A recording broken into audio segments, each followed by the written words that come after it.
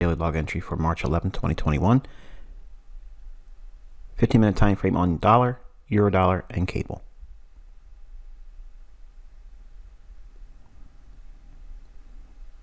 All right, here's the dollar index on the 15-minute time frame.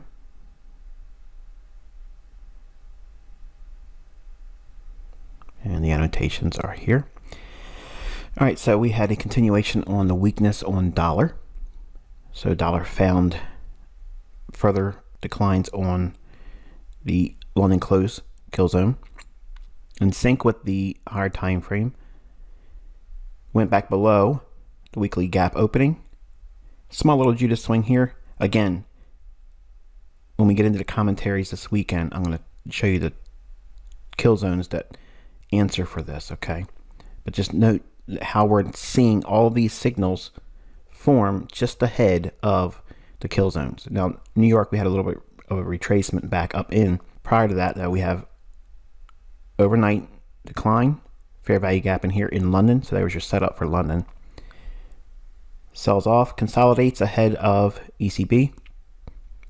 ECB sends it lower initially, then higher. Optimal trade entry and a bearish order block on the hourly chart. So I'll counsel you to go out to your hourly chart and you'll see the bearish order block over here. And in London close, optimal trade entry, continuation on the higher time frame, trade lower and running for the sell side liquidity below the lows.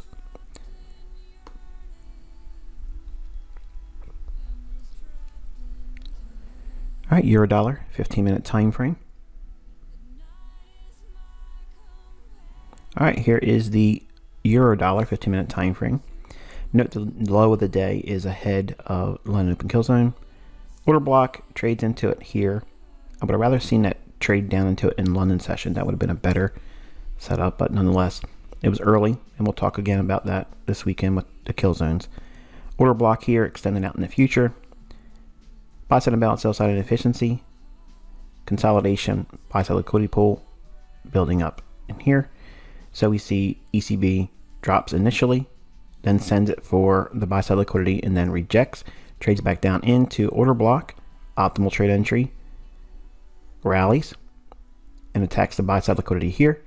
Small little fair value gap in here, trades after noontime and sends it a little bit higher. This level here is the bearish breaker on the daily chart. Now, ECB rate announcements, that's the central bank level. I made a post on my community tab this morning. No one is going to know.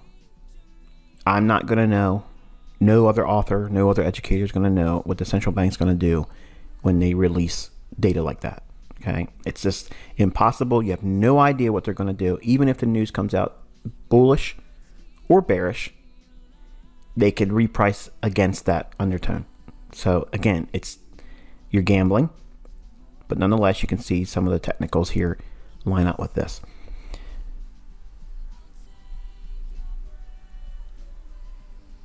British pound versus US dollar, 15-minute time frame. This is our blank chart. All right, so we have that 60-minute SIBI, sell side balance, buy side inefficiency. Those levels are being shown here. The premium level high and the discount low. Midnight, we have a Judas swing. Trades onto the bullish order block here, cleans up some sell side liquidity, rallies again, comes back down into the rejection block right there, hits it, rallies again, comes back down into the order block once more.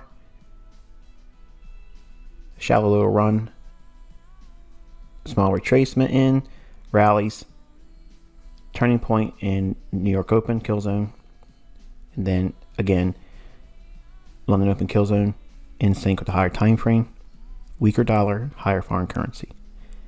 Trades up in, sweeps a couple different times on that 60-minute SIBI premium high.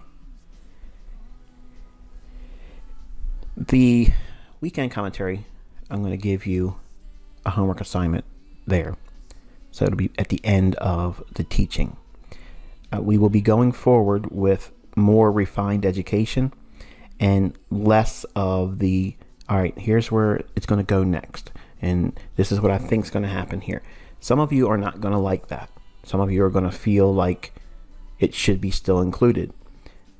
But I'm already doing more. Okay, I'm already doing more.